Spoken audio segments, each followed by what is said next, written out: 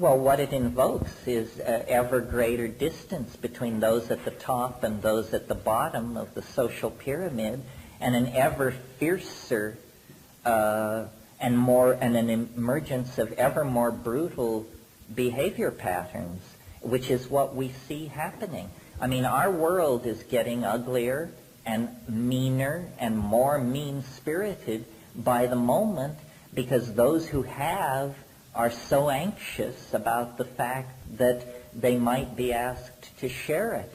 I mean, what we've gone through in the last 12 years in this country is a tremendous transfer of wealth to the upper 2% of society, and concomitantly a tremendous spread of anxiety, alienation, and a dehumanizing of the entire social enterprise.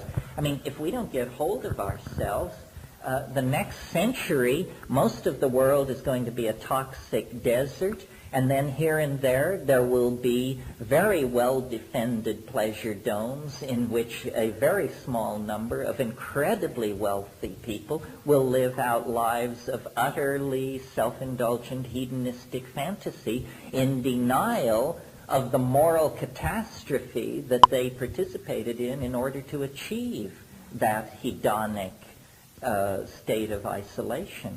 I mean, that's clearly happening. Metaphorically, that's what we have already.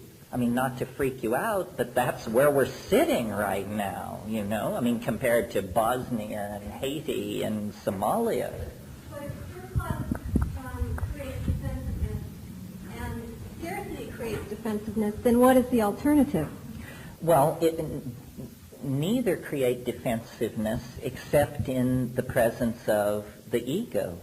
In other words, what we have to do is teach people to care for each other as a primary value, not something you do after, you know, you pay for your Mercedes and all that, but as the primary value. We have to have community. It's very simple. We don't have community. We have a free-for-all where the devil takes the hindmost.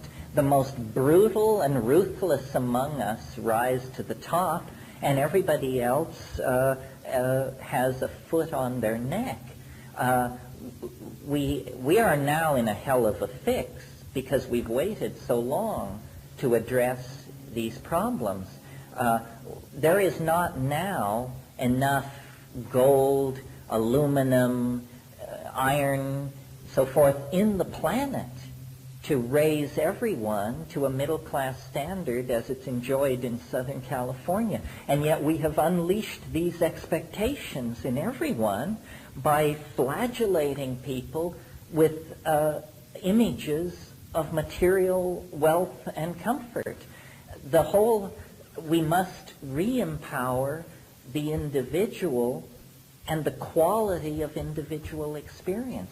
In other words, you have to convince somebody that you are a richer person on 5 grams of psilocybin than you are if you live in a $5 million house and are spending $50,000 a year on psychotherapy because you're miserable, you see.